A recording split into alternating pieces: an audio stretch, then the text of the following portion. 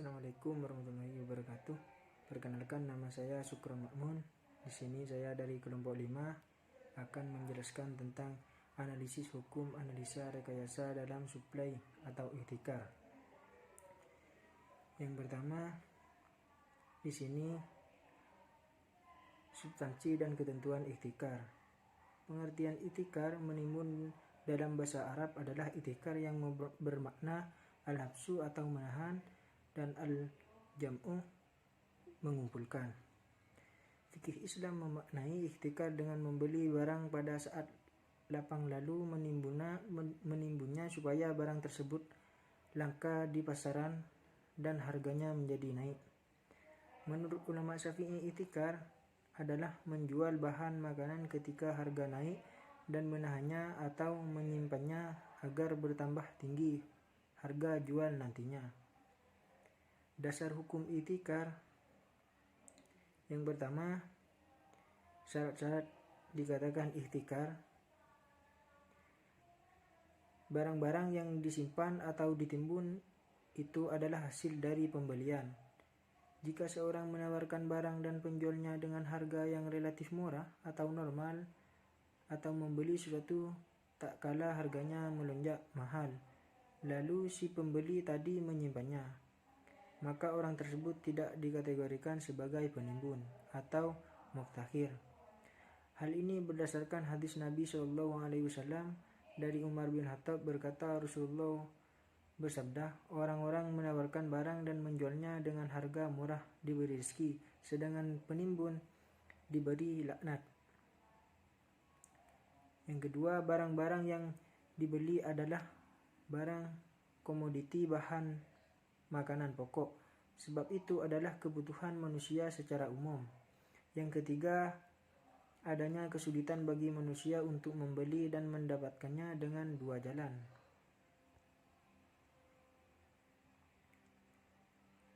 Poin yang kedua, maqasid dan ilat larang ihtikar. Dalam masalah ini, para fuqaha berbeda pendapat mengenai dua hal, yaitu jenis barang yang diharamkan menimbun dan waktu yang diharamkan orang menimbun.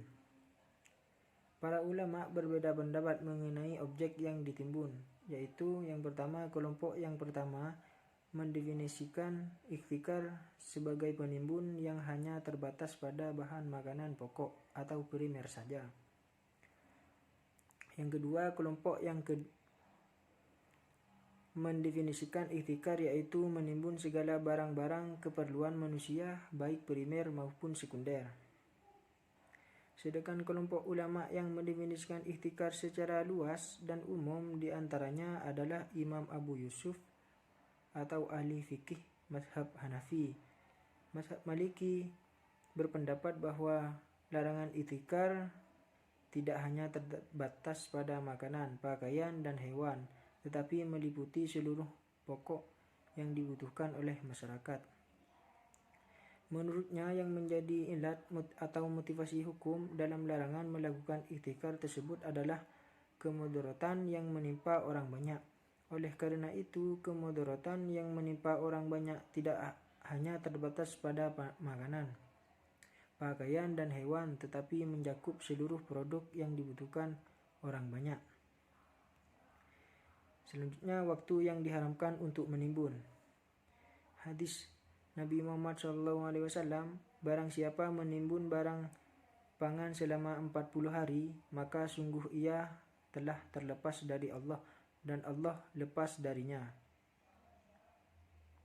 Ilat atau motivasi hukum pelarangan penimbun ini adalah tindakan tersebut mendatangkan gangguan sosial. Bahaya itu timbul dari penahan komoditi, karena kebutuhan manusia bukan hanya kepada makanan, tetapi juga minuman, pakaian, perumahan, pendidikan, pengobatan, transportasi, dan lain sebagainya. Bila penimbunan itu dilakukan selama beberapa hari saja, atau sebelum mencapai maksimal 40 hari, dapat dipandang sebagai proses pendistribusian dari pengusaha atau produsen yang satu ke produsen yang lainnya. Adapun waktu yang diharamkan untuk melakukan penimbunan ini, ada ulama yang mengharamkan penimbunan ini pada segala waktu tanpa membedakan masa paceklik atau sulit dengan masa surplus pangan berdasarkan sifat umum larangan terhadap penimbunan dari hadis di atas. Sedangkan Al-Ghazali mengatakan bahwa larangan terhadap penimbunan berlaku pada masa krisis pangan. Ketika itu manusia sangat membutuhkan makanan yang jika mereka tidak segera mendapatkannya akan timbul bencana. Adapun pada waktu surplus, ketika makanan melimpah dan manusia tidak membutuhkan kecuali hanya sedikit saja, maka penimbunan seperti ini tidak akan menimbulkan gangguan. Selanjutnya poin ketiga, yaitu kriteria ikhtikar dan yang diharamkan. Rekayasa pasar dalam supply terjadi bila seorang produsen atau penjual mengambil keuntungan di atas keuntungan normal dengan cara mengurangi supply agar produk yang dijualnya naik. Hal ini dalam istilah fikih disebut ikhtikar. Ikhtikar biasanya dilakukan dengan membuat entry baris, yakni menghambat produsen atau penjual lain masuk ke pasar agar ia menjadi pemain tunggal dalam pasar. Ikhtikar terjadi bila syarat-syarat ini dipenuhi, antara lain yang pertama, mengupayakan adanya kelangkaan barang baik dengan cara menimbun atau mengenakan entry baris. Yang kedua, menjual dengan harga yang lebih tinggi dibandingkan harga sebelum munculnya kelangkaan. Yang ketiga, mengambil keuntungan yang lebih tinggi dibandingkan keuntungan sebelum komponen 1 dan 2 dilakukan. Para ahli fikih berpendapat bahwa yang dimaksud dengan penimbunan yang haram adalah yang memiliki kriteria sebagai berikut. 1. Bahwa orang yang ditimbun adalah kelebihan dari kebutuhannya berikut tanggungan untuk persediaan setahun penuh.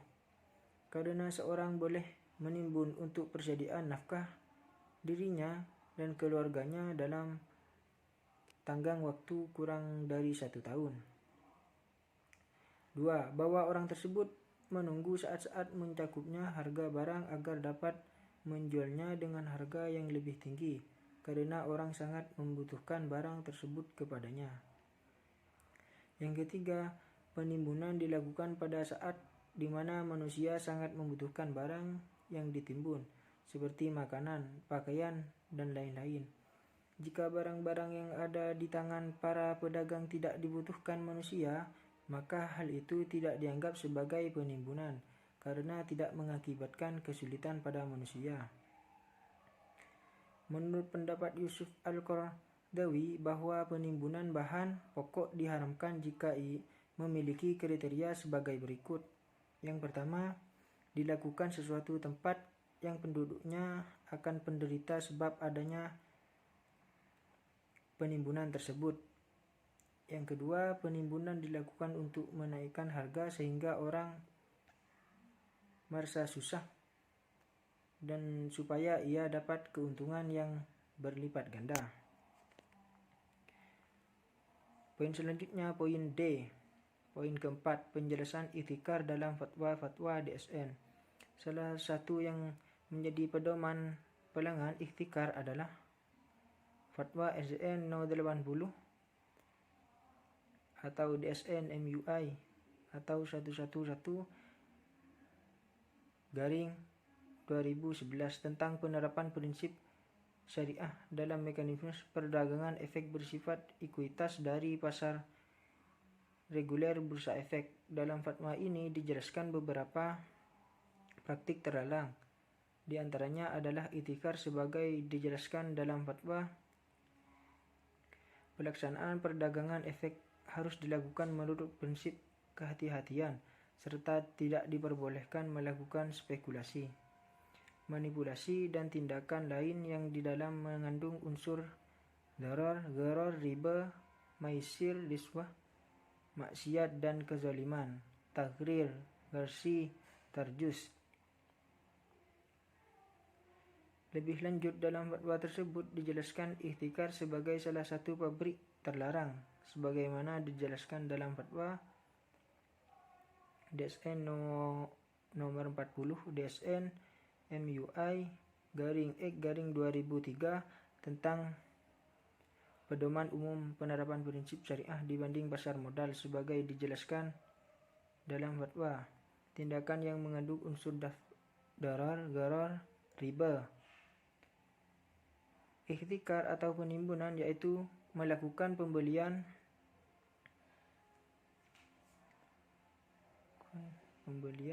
atau dan pengumpulan suatu efek syariah untuk menyebabkan perubahan harga efek syariah dengan tujuan mempengaruhi pihak lain.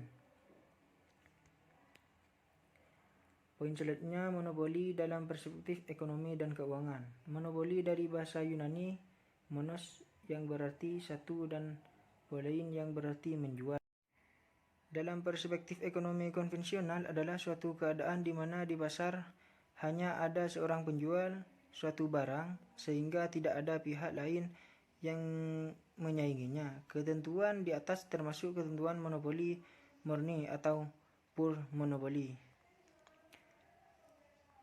Ada beberapa ciri khusus suatu pasar dikatakan pasar monopoli. Di antaranya, pertama, terdiri atas suatu perusahaan sehingga barang atau jasa yang dihasilkan tidak dapat diperoleh dari perusahaan lain. Kedua, tidak mempunyai barang pengganti yang mirip. Artinya, barang atau jasa yang dihasilkan tidak dapat digantikan oleh barang atau jasa lain yang ada di pasar. Ketiga, tidak terdapat kemungkinan perusahaan lain untuk masuk ke dalam industri. Keempat, dapat mempengaruhi penentuan harga. Kelima, promosi berupa iklan tidak diperlukan. Keenam, hanya satu produsen yang menguasai penawaran. Ketujuh, tidak dipengaruhi dan tidak mempengaruhi harga serta output dari produk-produk lain yang dijual dalam perekonomian. Sekian dari saya, kurang dan lebihnya mohon maaf. Wassalamualaikum warahmatullahi wabarakatuh.